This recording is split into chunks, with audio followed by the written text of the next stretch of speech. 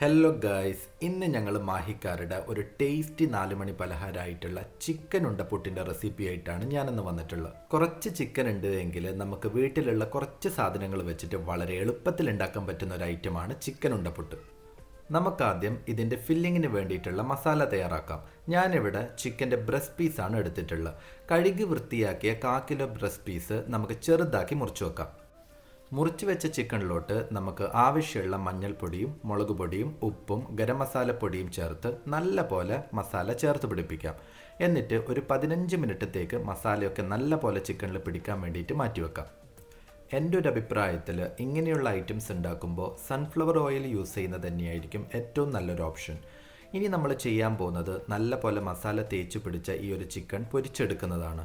അപ്പം സ്റ്റൗ ഒരു മീഡിയം ഫ്ലെയിമിൽ കത്തിച്ച് നമ്മൾ പാന് വെച്ച് എണ്ണ ഒന്ന് ചൂടായിട്ട് വരുമ്പോഴേക്കും ചിക്കനൊക്കെ ഇട്ട് ഒരു ഷാലോ ഫ്രൈ ആയിട്ട് എടുക്കാം. ഡീപ് ഫ്രൈ ആയിട്ട് എടുക്കരുത്.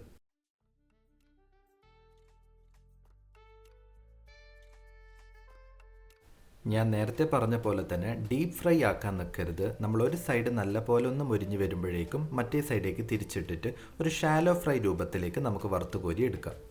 മസാലയ്ക്ക് വേണ്ടിയിട്ട് ഞാനിവിടെ 3 വലിയുള്ളിയും 2 തക്കാളിയും കുറച്ച് കൊച്ചുള്ളിയും ഒരു 25 ഗ്രാം മല്ലിച്ചപ്പുമാണ് എടുത്തിട്ടുള്ളത്. എല്ലാം വളരെ കുഞ്ഞതായിട്ട് വേണം മുറിക്കാൻ. കാരണം വലിയ പീസായിട്ട് മുറിക്കുമ്പോൾ നമുക്ക് ഈ ഫില്ലിംഗ് അതുപോലെ വെക്കാൻ പറ്റിയെന്ന് വരത്തില്ല. അതുകൊണ്ട് ചെറിയ എത്ര പരമാവധി നിങ്ങൾക്ക് ചെറുതാക്കി മുറിക്കാൻ പറ്റുമോ അത്രയും ചെറുതാക്കിയിട്ട് ഇതൊക്കെ മുറിച്ച് വെക്കുക. നമ്മൾ പൊരിച്ചു വെച്ച ചിക്കൻ്റെ ചൂടൊക്കെ ഇപ്പോൾ ഏകദേശം ഒന്ന് പോയിട്ടുണ്ടാവും. നമുക്ക് ഈ ചിക്കൻ പീസൊക്കെ വളരെ കുഞ്ഞതായിട്ടൊന്ന് മുറിച്ച് വെക്കാം. മസാലയ്ക്ക് വേണ്ടിയിട്ടുള്ള വെജിറ്റബിൾസും ചിക്കനും ഒക്കെ മുറിച്ചിവിടെ സെറ്റായിട്ടുണ്ട്. ആദ്യത്തെ നമ്മുടെ പരിപാടി എന്ന് വെച്ചാൽ നമ്മൾ ചിക്കൻ പൊരിച്ച അതേ പാനിൽ തന്നെ കുറച്ച് ഇതിൻ്റെ പൊരിച്ച ഒരു എണ്ണ ഉണ്ടാവുമല്ലോ, അതിൻ്റെ കൂട്ടത്തിൽ കുറച്ചും കൂടെ സൺഫ്ലവർ ഓയിൽ ഒഴിച്ചിട്ട് നമുക്ക് വലിയുള്ളിയും കൊച്ചുള്ളിയും ഒന്ന് വഴറ്റിയെടുക്കാം. വലിയുള്ളിയും കൊച്ചുള്ളിയും നല്ല പോലെ വാടി വന്നതിന് ശേഷം നമ്മൾ മുറിച്ച് വെച്ച തക്കാളിയും കുറച്ച് കറിവേപ്പിലയും ചേർത്തിട്ടൊന്ന് മിക്സ് ചെയ്യാം.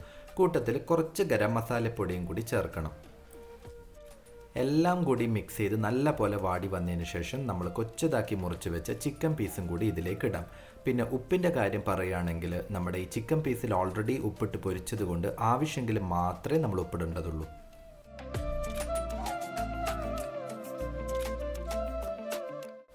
അവസാനം മുറിച്ച് വെച്ച മല്ലിച്ചപ്പും കൂടി ഇട്ടിട്ട് നമുക്ക് ഈ മസാലേൻ്റെ പരിപാടി അവസാനിപ്പിക്കാം. ഇനി നമുക്ക് ഉണ്ടപ്പുട്ടിന് വേണ്ടിയിട്ടുള്ള മാവ് റെഡിയാക്കാം. ആദ്യമായിട്ട് സ്റ്റൗവിൽ കുറച്ച് വെള്ളം വെച്ചിട്ട് ഉപ്പും കൂടെ ഇട്ടിട്ട് തിളപ്പിച്ചെടുക്കുക. വീട്ടിലുള്ള ആളുകളുടെ എണ്ണത്തിനനുസരിച്ചിട്ട് നിങ്ങൾക്ക് അരിപ്പൊടിയുടെ അളവ് എത്ര വേണമെന്ന് തീരുമാനിക്കാം. ഞാനിവിടെ 1/2 കിലോ അരിപ്പൊടിയാണ് എടുത്തിട്ടുള്ളത്. അരിപ്പൊടിയിലേക്ക് കുറച്ച് തിളപ്പിച്ച വെള്ളം മാത്രം ഒഴിച്ചിട്ട് കുഴച്ചെടുക്കുക.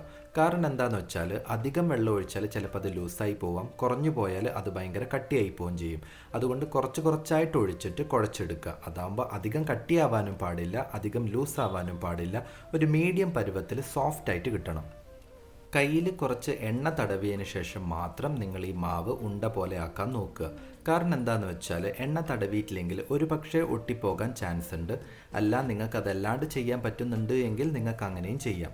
ഈ ഒരു ഉണ്ട പോലെ ആക്കിയതിന് ശേഷം അതൊന്ന് കയ്യിൽ വെച്ച് അമർത്തിയിട്ട് അതിലേക്ക് നമ്മൾ തയ്യാറാക്കി വെച്ച മസാല കൂടെ ഇതിലേക്ക് ചേർത്ത് വെക്കുക. എന്നിട്ട് ഈ മാവിൻ്റെ 4 അറ്റവും കൂടെ കൂട്ടിച്ചേർത്തിട്ട് നമുക്കൊരു ബോൾ പോലെ ആക്കിയെടുക്കാം. അതായത് ഉണ്ട പോലെ ആക്കിയെടുക്കാം. ഞാനിവിടെ 1/2 കിലോ മാവ് കൊണ്ട് ഇത്രയും ഉണ്ടപ്പുട്ടാണ് ഇവിടെ തയ്യാറാക്കി വെച്ചിട്ടുള്ളത്. അപ്പം നിങ്ങൾക്കും അതുപോലെ ഷേപ്പിൽ കിട്ടുന്നുണ്ടോ നോക്കാം. ചിലത് പൊട്ടിപ്പോവാനും ചാൻസ് ഉണ്ട്. പുട്ടിന് നമ്മൾ നോർമലി തേങ്ങാപ്പീര് ഉപയോഗിക്കുമല്ലോ, അതുപോലെ തന്നെ നമുക്ക് ഉണ്ടപ്പുട്ടിനും തേങ്ങാപ്പീര് യൂസ് ചെയ്യാം. ഞാനിവിടെ ഒരു 1/2 മുറി തേങ്ങാപ്പീരയാണ് എടുത്തിട്ടുള്ളത്. ഞാനിവിടെ തയ്യാറാക്കി വെച്ചിട്ടുള്ള ഓരോ ഉണ്ടപ്പുട്ടും ഞാൻ ഈ ഒരു പുറമേ കോട്ടിംഗ് എന്ന രീതിയിൽ ഈ ഒരു തേങ്ങാപ്പീരയിൽ ജസ്റ്റ് ഒന്ന് ഉരുട്ടിയെടുക്കുന്നുണ്ട്. അപ്പോൾ ആ ഒരു മധുരം കൂടി കിട്ടുമ്പോൾ നമുക്കതിലൊരു പ്രത്യേക ടേസ്റ്റ് ആയിരിക്കും.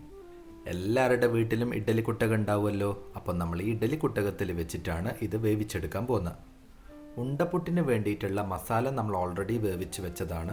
നമുക്കിതിൻ്റെ പുറമേയുള്ള കോട്ടിംഗ് ഒന്ന് വെന്ത് കിട്ടാൻ വേണ്ടിയിട്ടാണ് ഒരു 15 മിനിറ്റ് നമുക്ക് ആവിയിൽ വേവിച്ചെടുക്കാം. 15 മിനിറ്റിന് ശേഷം നമ്മുടെ ഉണ്ടപ്പുട്ട് ഇവിടെ റെഡി ആയിട്ടുണ്ട്. അതിൻ്റെ മണം കേട്ടാൽ തന്നെ അറിയാം, അടിപൊളി ടേസ്റ്റ് ആയിരിക്കും.